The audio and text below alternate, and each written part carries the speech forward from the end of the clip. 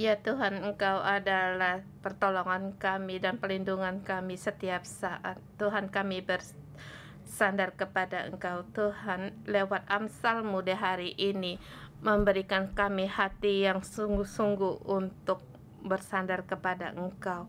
Mendengar doa kami dalam nama Tuhan Yesus Kristus. Amin.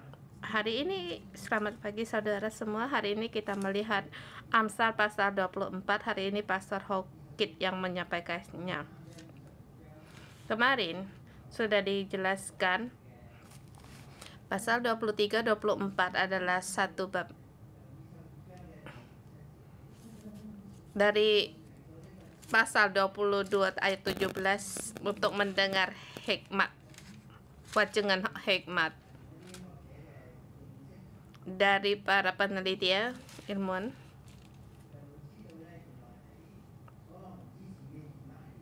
Tahu setelah sebelum Salomo 200 tahun sebelumnya Salomo,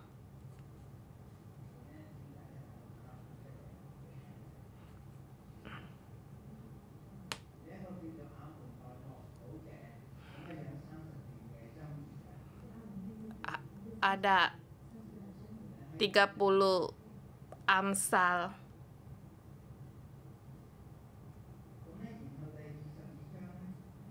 Setelah pasal 22 dari pasal 7 dari ayat 17 sampai dengan 27 itu adalah dasar yang utama.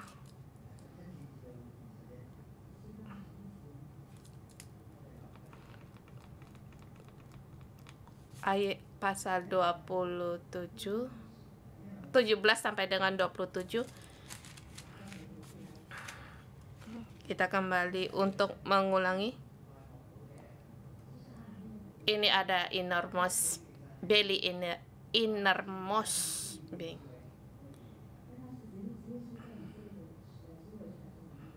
Dia menerangkan tentang hikmat di Israel. Bagaimana ilmuwan Mesir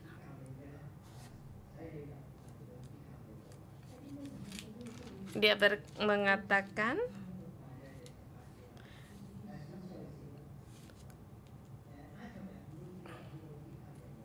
orang Mesir tidak akan menyuruh orang Israel untuk percaya pada Tuhan, tetapi di pasal 30 ayat ini membantu mereka untuk bagaimana percaya pada Tuhan sehingga mengalami satu perubahan.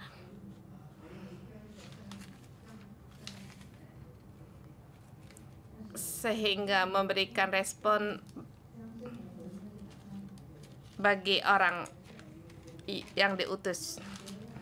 Mengapa harus menjawab?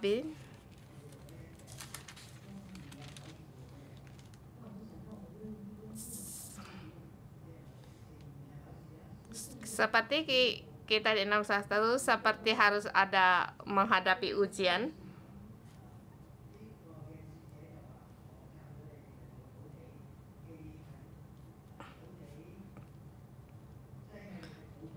Maka dia Amsal bijak ini memberikan apa yang telah aku berikan kepadamu, simpanlah dalam hatimu. Harus juga semuanya dihafal di bibirmu.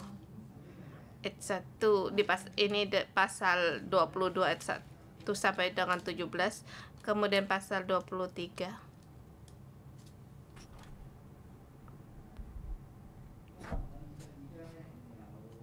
Pasal 22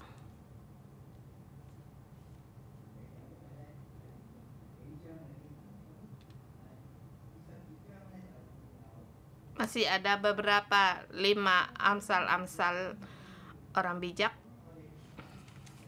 Kemarin kita melihat pasal 23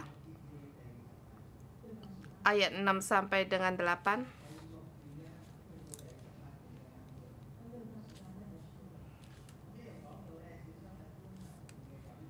Ini dikatakan untuk berhati-hati dalam undangan makan dan minum. Kadang-kadangnya kita tidak begitu memperhatikan, tetapi kalau kita dalam pemasaran atau bekerja sesuatu ini yang sangat membahayakan bagi diri sendiri. Kita lihat di kitab Ruth, di kitab Esther, kita melihat di mana Raja Ahasweros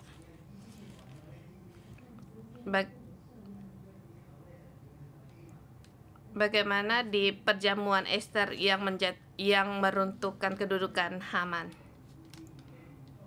Kita di tahun 2022 awal di Hong Kong juga ada perjamuan yang demikian. Ada 170 orang pejabat-pejabat tinggi, ya orang-orang yang berkuasa. Setelah itu para pejabat-pejabat setelah menghadiri perjamuan makan dan minum ini, kemudian mereka pun diberhentikan dari jabatannya.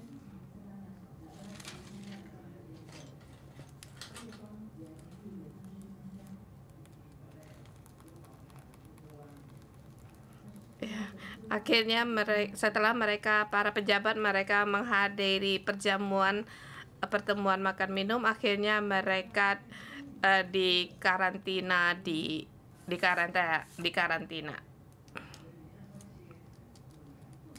Di Israel sebelumnya tidak ada pejabat tinggi.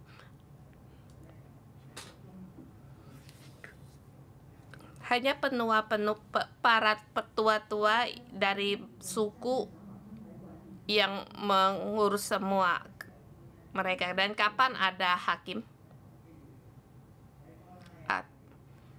Seperti Deborah, Simpson, yang kita katakan hakim-hakim. Tetapi ini bukan jabatan yang kekal. Setelah mereka menyelesaikan pekerjaan mereka, tidak ada kedudukan di sana. Kapan ada satu jabatan? Setelah ada raja. Setelah memilih Raja Saul menjadi raja, ini dinasti yang permula satu kerajaan. Kemudian dia tidak bisa menjadi satu dinasti karena anaknya Saul tidak meneruskan kedudukannya. Setelah Daud menjadi raja, baru ada kedinastian kerajaan. Kan setelah Daud, Salomo, satu generasi ke generasi, maka kedudukan kerajaan semakin kuat. Ada raja, ada mahkota, dan ada pejabat tinggi. Mereka yang meneruskan kedudukan menjadi raja adalah keturunan dari kerajaan sendiri. Kemudian orang Lewi yang menulis dari masalah atau politik dalam Israel. Kebanyakan orang Israel mereka latar belakang sebagai petani, yang diutamakan untuk bertanam. Kalau soal tulis-menulis atau surat, mereka tidak banyak orang yang bisa. Tetapi di antara mereka yang tinggal dari bersuku-suku, pengetahuan mereka mempengaruhi mereka sepertinya. Jadi mahkota dari Salomo juga datang dari Mesir, yang menulis surat kepada orang kerajaan, dan juga putri Mesir juga menikah dengan Salomo. Jadi masa itu pada saat putri Firaun yang datang ke Salomo juga memperkuat kedudukannya. Tetap di Salomo kita sangat salut akan hikmatnya. Bukan semua orang Israel ada, termasuk orang Israel Timur Tengah dan juga termasuk orang Cina tidak ada hikmat yang kuat.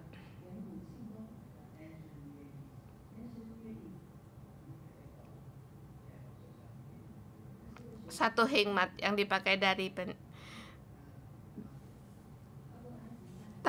termasuk Mesir, Babilonia.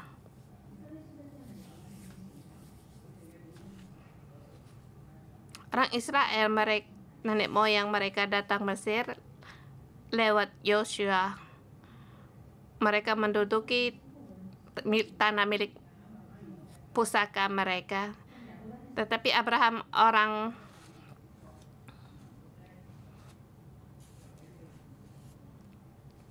Kalat, orang Kasdim, pada saat dia keluar dia juga sebagai budak. Mereka 40 tahun mengembara, kemudian mereka masuk Kanaan, menjadi sebagai petani, suku sebagai petani. Kemudian mereka di Kanaan, mereka mendirikan kerajaan mereka lewat perserikatan antara Mesir dan Israel. Sebagian dari keahlian dari Mesir juga dibawa masuk dalam istananya Salomo dan para pejabat-pejabat pegawainya yang bisa menulis surat sebagai pembawa berita, pembawa berita internasional.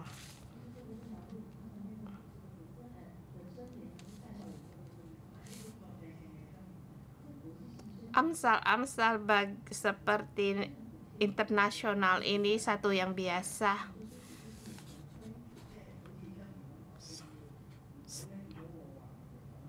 Seperti di Amsal dikatakan, janganlah kamu melihat bahaya, kamu maju terus. Kita harus menghindar dari bahaya. Ini satu yang biasa, yang kalau kamu bisa meneliti dan kamu bisa menguji, hikmat-hikmat itu bisa diteruskan. Seorang ibu mengajar anaknya, mengajar keturunan berikutnya.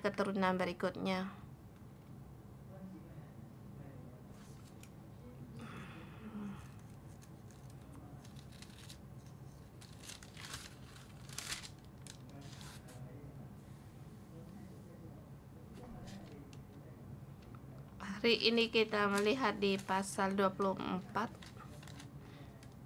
34 ayat pengajaran ini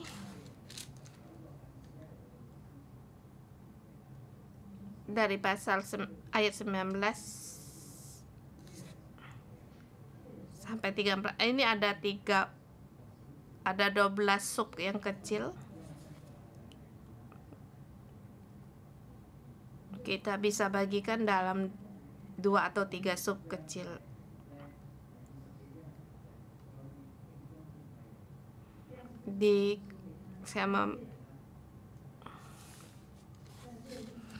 Kita dalam kegentingan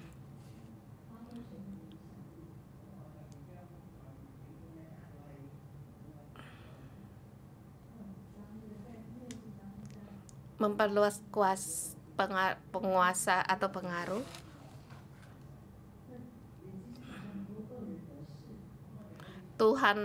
Takut akan Tuhan memperluas akan kekuasaan dan pengaruh.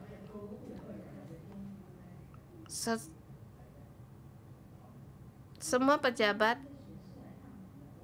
mereka harus seperti ada satu persaingan.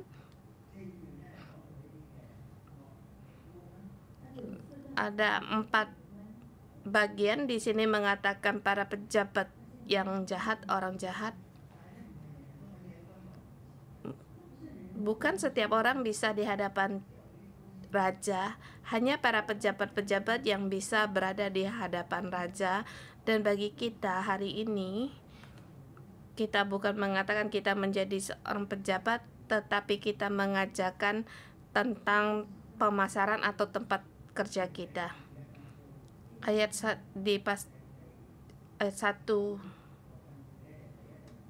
di Pengajaran 19 ayat 1 sampai dengan 2. Jangan iri kepada orang jahat, jangan ingin bergaul dengan mereka, karena hati mereka memikirkan penindasan dan bibir mereka membicarakan bencana. Mereka ingin bergaul. Ada sebagian orang bisa bergaul, mereka baru merasa aman. Dikatakan janganlah ingin bergaul dengan orang yang iri terhadap orang jahat, karena bibir mereka membicarakan bencana.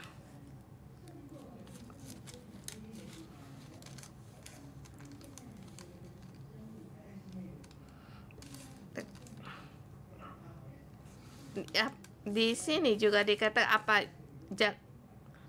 orang yang penindas,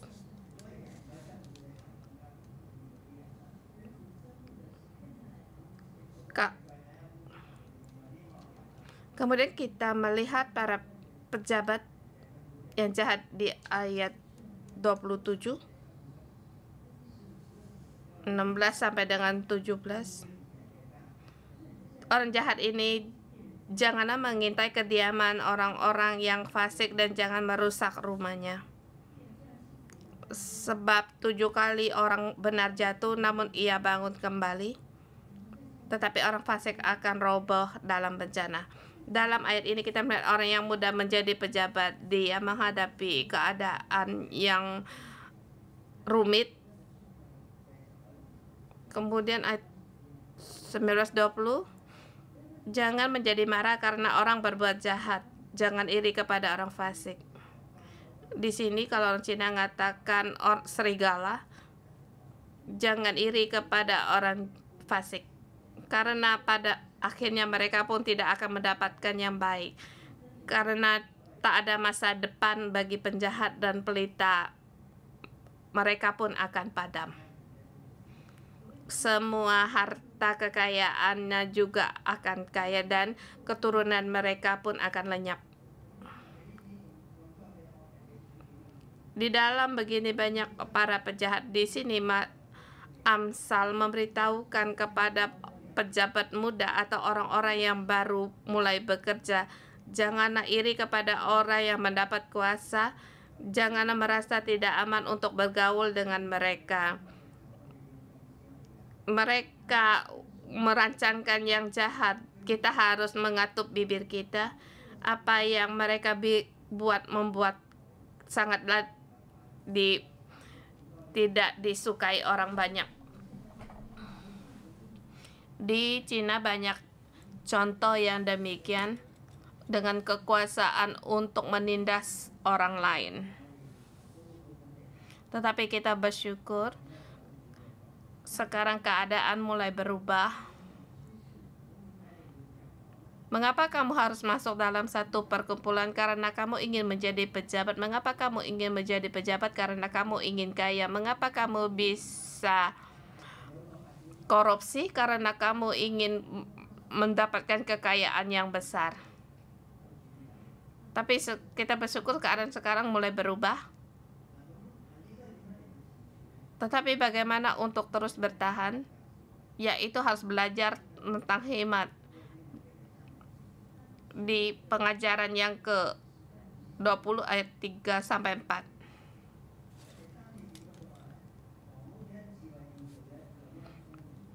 Dengan hikmat rumah didirikan, dengan kepandaian itu ditegakkan.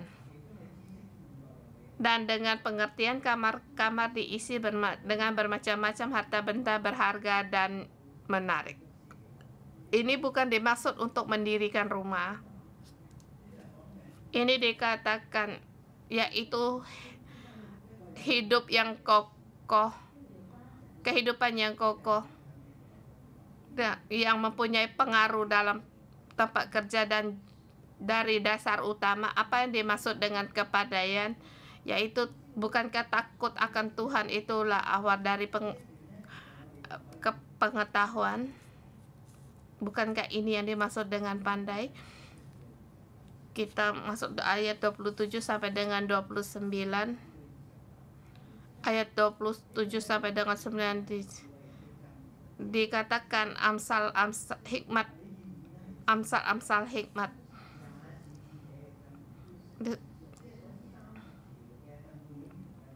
30 pengajaran selesai.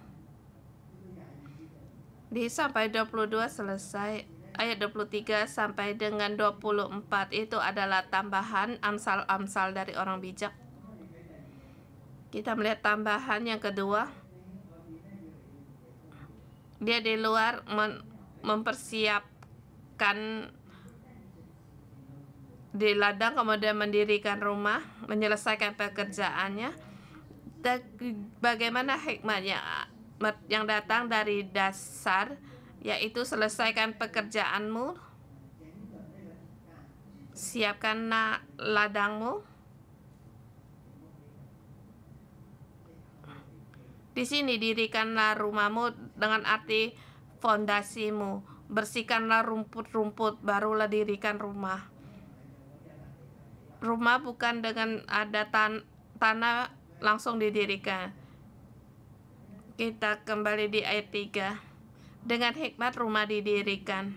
Kalau kamu menjadi seorang pejabat, kamu harus masuk pemasaran, kamu harus punya dasar hikmat, sehingga baru bisa mendirikan rumahmu, bisa mendirikan jabatanmu atau pekerjaanmu bisa berlangsung dengan lama seumur hidup.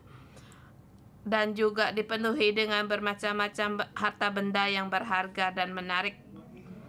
Karena ada dasar, kamu akan semakin mendapatkan kebaikan di dalamnya.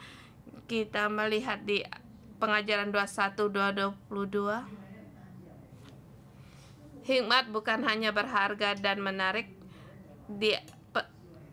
Di pengajaran 21 dikatakan semakin kamu punya kedudukan, kehidupanmu semakin membawa pengaruh. Dikatakan ini bukanlah satu amsal di rumah, tetapi ini adalah dalam tempat kerja atau pekerjaan, dan bukan seperti rakyat yang membawa prajuritnya untuk berperang, tetapi di sini harus bukan dengan begitu saja, tetapi harus dengan hikmat, yaitu dengan hikmat rumah didirikan, yaitu takut akan Tuhan dan takut akan Tuhan sehingga membawa kemenangannya banyak, bukan mengandalkan satu kekuatan orang, tetapi harus menghargai akan pengorbanan orang lain.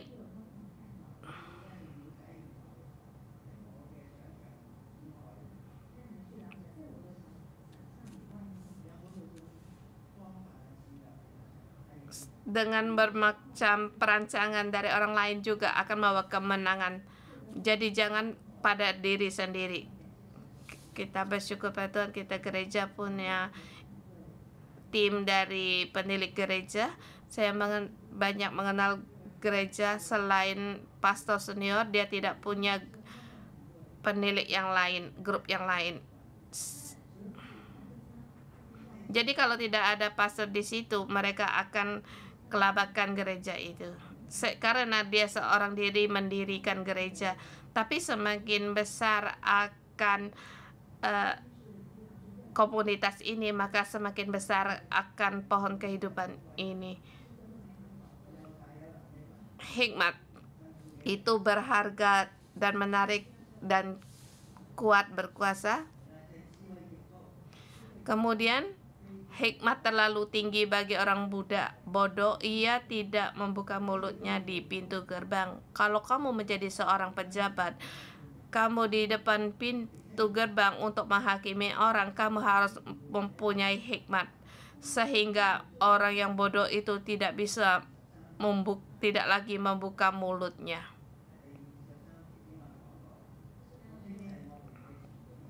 Kemudian pengajaran 23 itu siapa yang selalu merancangkan kejahatan yang disebut penipu. Kemudian jika engkau tawar hati pada kesesakan kecilah kekuatanmu, kamu janganlah takut, kamu harus memperluas kekuatanmu. Pada saat hari ujian kamu menjadi tawar hati, maka kamu seorang pejabat yang kecil hati. Kemudian apa yang satu ujian bagi mereka, bebaskanlah mereka yang diangkut untuk dibunuh. Dan di ayat ini kita pernah membaca, kita mudah ini kita pakai untuk diri kita sendiri, yaitu ini untuk membebaskan orang itu bukan setiap orang bisa melakukan, tetapi kalau kamu jadi pejabat itu baru bisa. Pada saat orang mau dibunuh, kamu jangan takut, kamu jangan mengundur kecil hati, tawar hati. Mengapa dikatakan? Karena janganlah kamu berkata seperti ayat 12, sungguh kami tidak tahu hal itu.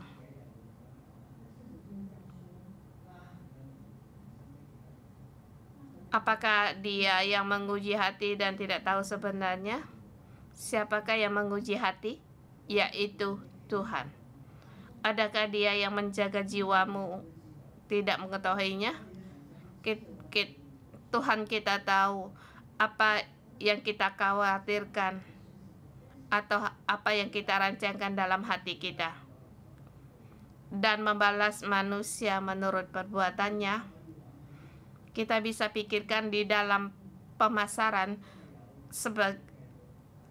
ada sebagian orang mereka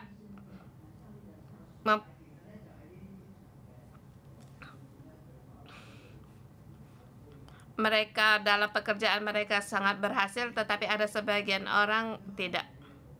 Mungkin dia bukan departemenmu, tetapi kalau kamu seorang pejabat yang atau pemimpin yang mempunyai pengaruh, janganlah kamu tidak peduli atau melipat tangan saja. Tuhan melihat di dalam apakah kita tawar hati sehingga kita bisa mengulurkan bantuan bagi mereka. Karena kita tahu akhirnya Tuhan yang membalas perbuatan manusia. Di kemudian pengajaran berikut, makanlah madu sebab itu baik. Tahukah kamu kalau minum madu, kalau kebanyakan orang makan madu akan langsung ditelan. Makan madu haruslah dinikmati.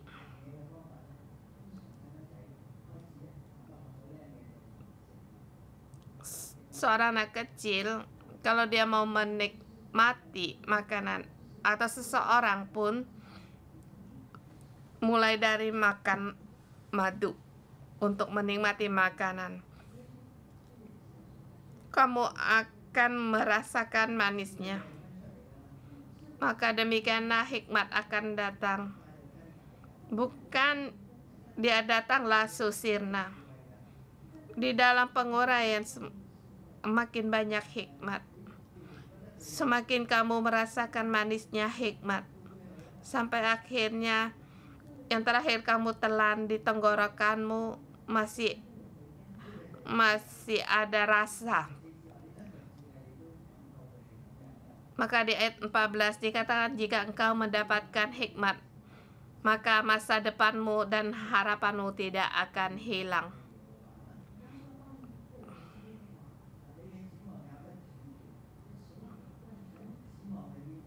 Harapanmu tidak akan hilang. Harapanmu itu di mana? Yaitu pada Tuhan. Di hadapan Tuhan, harapan kita seperti manisnya madu, seperti dasar dalam mendirikan rumah. di dalam pemasaran menghadapi segala kesulitan.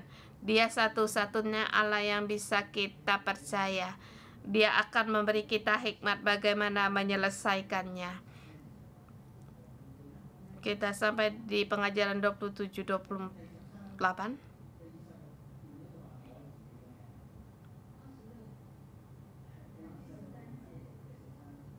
Dia 16 kita katakan, anakku makanlah madu, itu baik. Itu seperti terhadap anak berbicara, tetapi pengajaran yang 27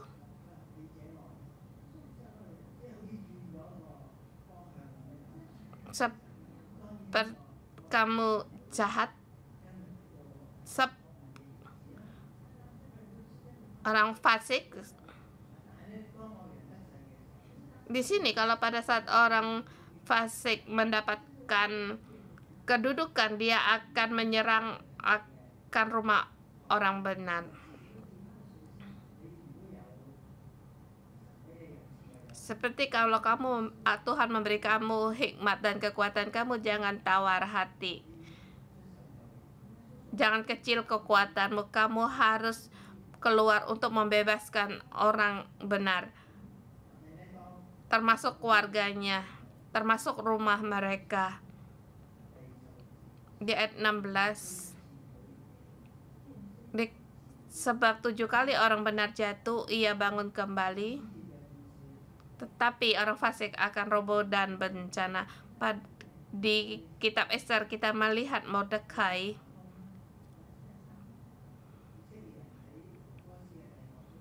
orang Israel dalam jajahan Persia, keadaan mereka sangat terjepit. Tetapi Tuhan akan membangkitkan mereka, anak-anak mereka, dan akhirnya orang fasik akan roboh dalam bencana. Kalau kita membawa kitab Ester untuk membaca Absal ini lebih bisa mudah untuk memahami.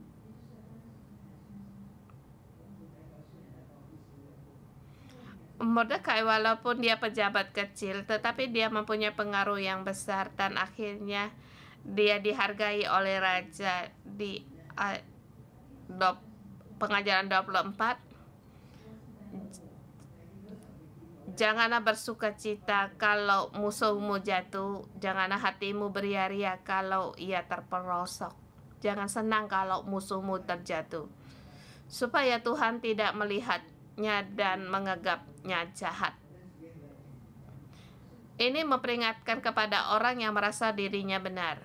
Melihat orang musuhnya jatuh, dia bersukaria. Ini bukan kehendak Tuhan.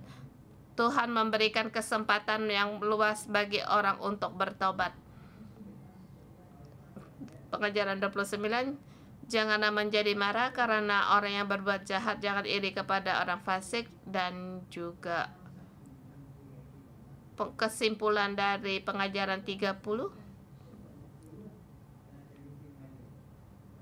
yaitu takutilah Tuhan dan Raja. Mereka bisa dipercaya. Jangan melawan terhadap dua-duanya. Pada saat bencana timbul, mereka pun akan dihancurkan oleh Tuhan dan Raja. Siapa yang tahu bencana datang? Semua ini kita serahkan pada Tuhan. Kita punya keputusan dengan hikmat, mengambil keputusan.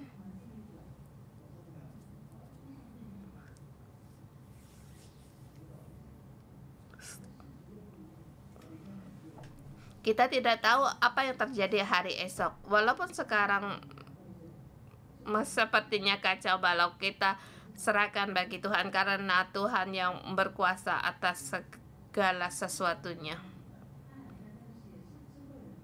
Dan terus juga ini adalah amsal-amsal dari orang bijak. Di sini perikopnya ada yang penting.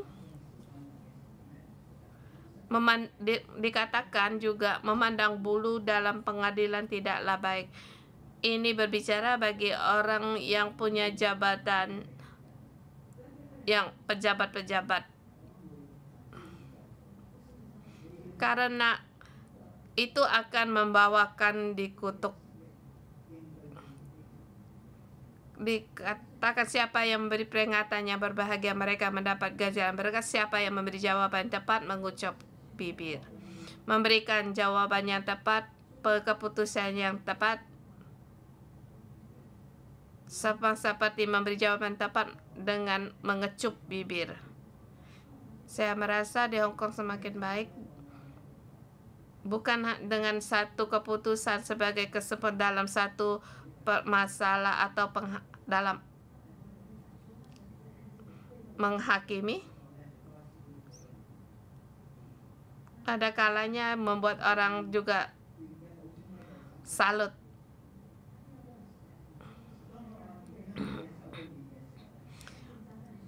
Selesai pekerjaanmu pada sesuatu diserahkan padamu, kamu harus selesaikan pekerjaanmu. Janganlah kamu cuma mendengar sebelah pihak. Kamu haruslah siapkan semua itu di ladang dan dirikan rumahmu, dan juga dikatakan untuk takut akan Tuhan. Janganlah kamu ceroboh untuk menjadi kesaksian. Kamu jangan mendustai orang. Jangan menjadi saksi tanpa sebab. Atau menipu dengan bibirmu. Dan juga kalau kamu menjadi seorang penjahat, janganlah kamu berbohong, sebab jangan juga kamu berkata sebagaimana ia memperlakukan aku, demikian ku perlakukan dia.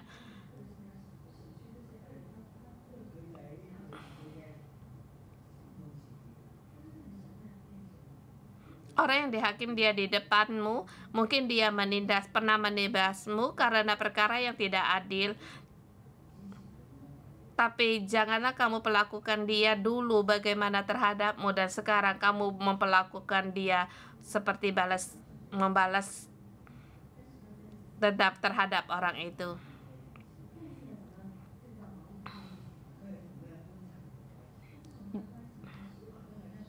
Di sini memberitahukan seperti dari penelitian Amsal bisa dijeraikan. Adakah kamu melihat ladang pemalas? Adakah kamu melihat lalu dan menarik pelajaran? Tanahnya tertutup jeruju, temboknya sudah rubuh. Itu satu taman yang tidak dirawati karena pemiliknya adalah tidak berhikmat, dan juga adalah karena dia adalah orang malas. Jadi di hadapan orang yang berkuasa, kamu juga harus rajin. Kamu harus memperhatikan dan menarik suatu pelajaran. Di sini menarik satu pelajaran apa? Untuk tidak tidur lagi. Karena seorang pejabat, dia bekerja bisa tidur, malamnya minum-minum, siangnya tidur. Ini pejabat yang malas. Kamu bisa duduk di jabatannya itu, kamu bisa duduk untuk selamanya. Tetapi banyak pekerjaan yang tidak kamu terurus. Kalau kamu tidur terus, maka kemiskinan akan datang seperti seorang penyerbu, dan kekurangan seperti orang yang bersenjata. Ini dikatakan kehilangan dasar sebagai kemanusiaan. Kamu tidak memelihara hikmatmu, kamu kehilangan hubungan dengan Tuhan. Kamu hanya mengandalkan kekuasaanmu. Kamu tidak memakai hikmat yang diberikan Tuhan untuk pada jabatanmu.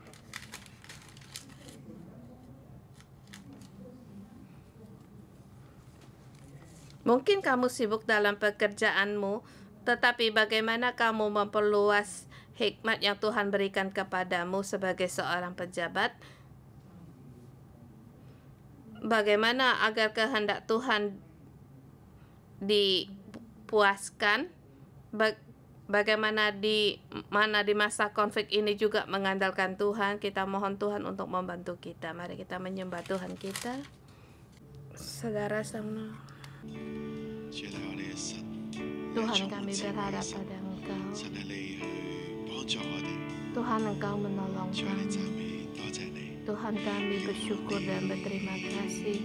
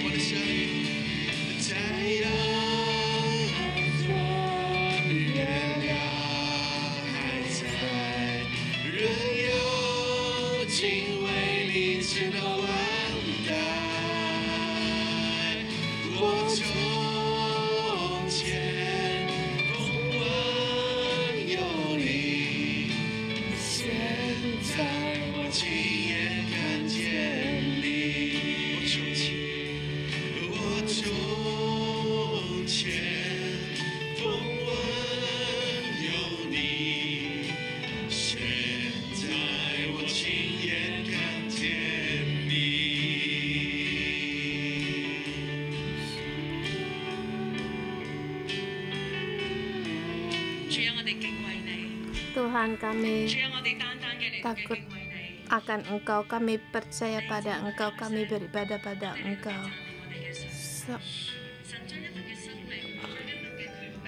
Saudara semua, kita berdoa Tuhan memberikan kekuasaan kepada kita.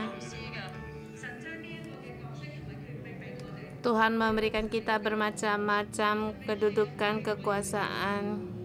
Kita pemuji Tuhan karena kita harus tahu bagaimana kita takut akan Tuhan, agar kita tahu bagaimana memimpin akan satu persekutuan di dalam hidup kita, dalam komunitas, satu perkumpulan.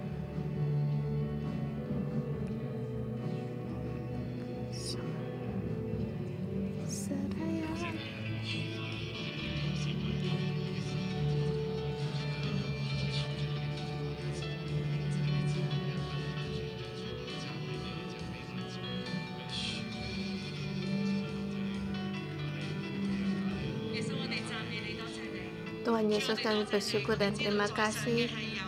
Kami tahu di atas kami ada Engkau. Setiap pemimpin yang Kau berikan adalah yang Engkau berikan.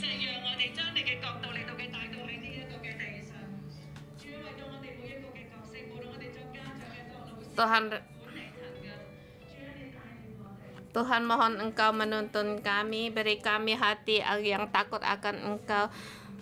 Baik kami sebagai orang rumah, sebagai orang tua, ada Engkau yang berkuasa atas kami, yang menuntun kami itu. Kita mohon pada Tuhan agar Tuhan memberikan hikmat-Nya kepada kita sehingga kita mendapatkan kekuatan dari Tuhan. Maka seperti yang dikatakan, makanlah madu sebab itu baik, dan tetesan manis untuk langit-langit mulutmu. Dan juga ketahuilah demikianlah hikmat untuk jiwamu. Jika engkau mendapatkannya, maka ada masa depan dan harapanmu tidak akan hilang. Kita berdoa pada Tuhan, mohon Tuhan memberikan hikmat-Nya kepada kita. Baik kita sebagai pengembala atau kita sebagai pekerja, kita berdoa pada Tuhan.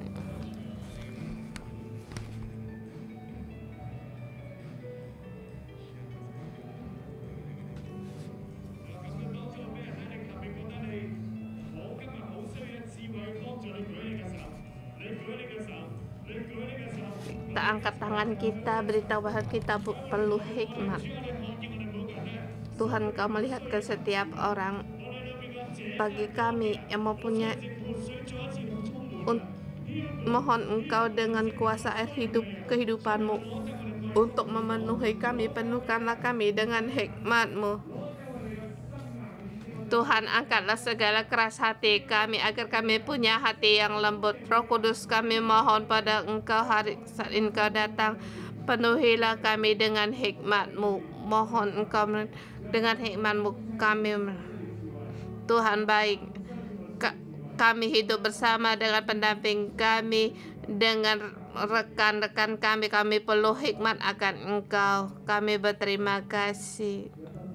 Tuhan, kami berterima Engkau memberikan begitu besar berkat-Mu. Ada Roh Kudus yang memperingatkan kami, ada firman-Mu yang menuntun kami. Tuhan, kami berterima kasih. Tuhan, mohon Engkau buka hati kami.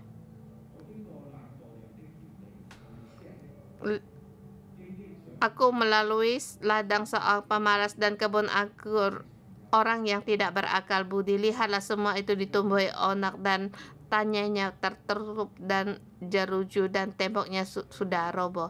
Tuhan, Engkau memberikan kami berbagai tempat dalam pekerjaan kami. Ada kalanya juga Tuhan kami adalah seperti orang juga pemalas. Tuhan, bukalah hati kami Tuhan.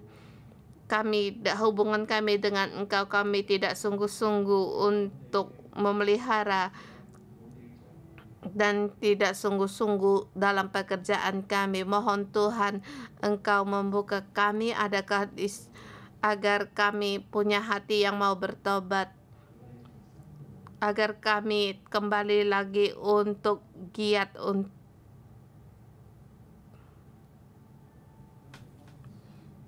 mungkin dalam hubungan sesama,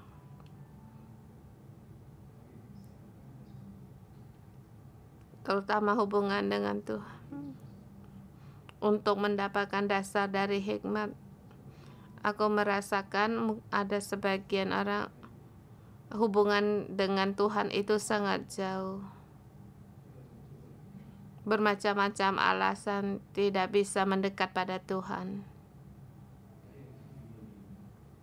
Di dalam kebun ini sering-sering ada rumput onar, ada bebatuan.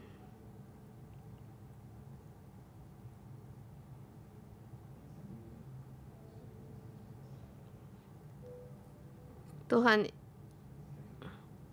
bersihkanlah kami dengan air kehidupan-Mu, kehidupan yang baru masuk. Terima hubungan kita dengan Allah dan mendengar firman yang diucapkan Allah bagi kita.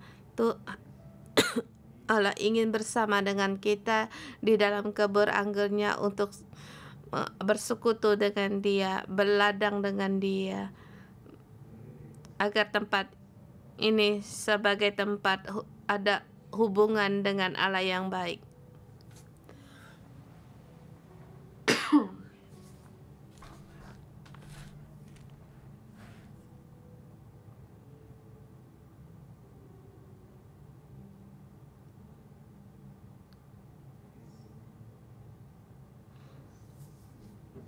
Mungkin dalam pengaturan waktu atau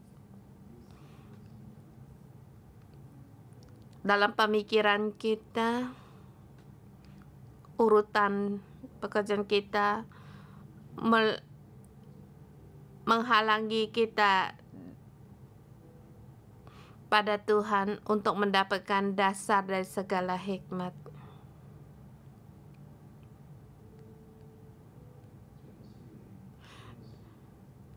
Tuhan, kami perlu akan Engkau. Terima kasih Engkau memberikan petunjuk-Mu pada kami. Mohon Engkau menolong kami.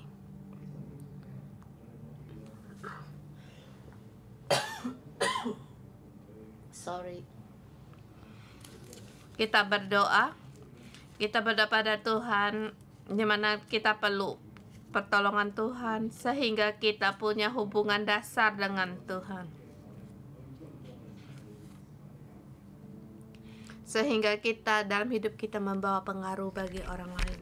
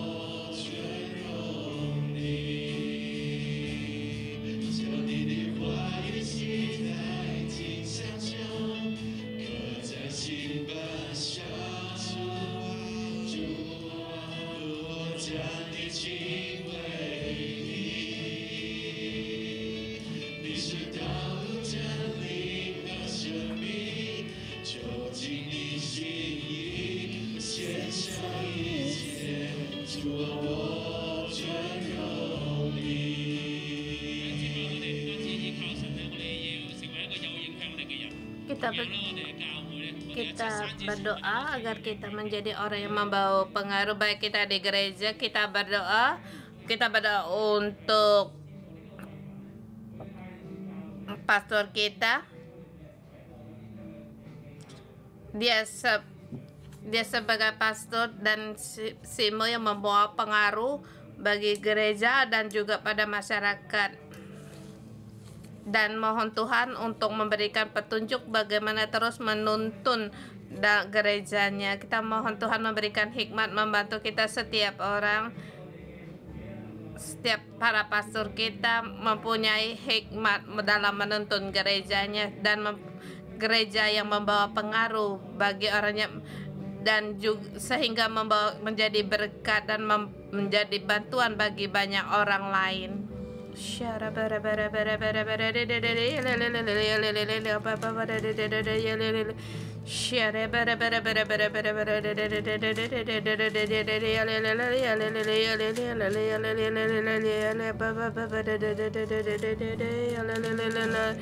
Allah Bapa, kami berdoa untuk Pastor Joshua dan Simo dan saat ini segala petunjuk-Mu dan arah-Mu Tuhan Engkau berikan untuk menuntun gereja pada saat Engkau menuntun bagaimana dalam mengikuti Roh Kudus. Tuhan, kami bersyukur di masanya umurnya 68 tahun dia kesehatan, Engkau memberkati dia dengan kesehatan terus untuk menuntun kami di dalam gereja-Mu. Dan Tuhan, Engkau memilih setiap orang-orang yang Engkau datang pada gereja untuk menjadi penilik gereja yang menuntun dalam gereja, yang membantu dalam memperluaskan gereja-Mu. Tuhan, Engkau dengan karena kasih karunia-Mu kami, gereja kami untuk terus maju. Tuhan, kami perlu hikmat, perlu dari-Mu dan pertolongan dari-Mu. Tuhan, kami mengucapkan puji syukur kami, hormat kami kepada Engkau.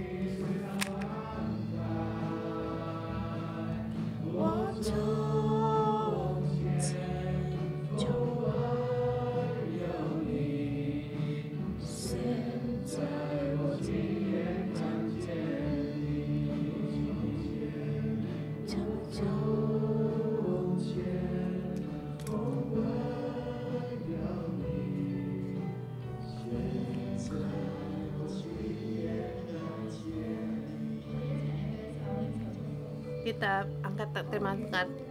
Aku dalam nama Tuhan Yesus Kristus memberkati saudara-saudari semua. Tuhan Yesus, dimanapun kami berada, kami sebagai pemimpin di kedudukan kami, Tuhan, kami bisa memperluaskan akan yang positif dari kami, Tuhan, seperti yang dikatakan di Amsal, orang berhikmat itu membawa kuasa. Mohon kuasa semua ini Kau curahkan kepada saudara-saudari kami dimanapun mereka berada. Dia membawa akan pengaruh yang terbesar dari-Mu, Tuhan. Kami berdoa dalam nama Tuhan Yesus Kristus, amin. Kita renungan pagi sampai di sini.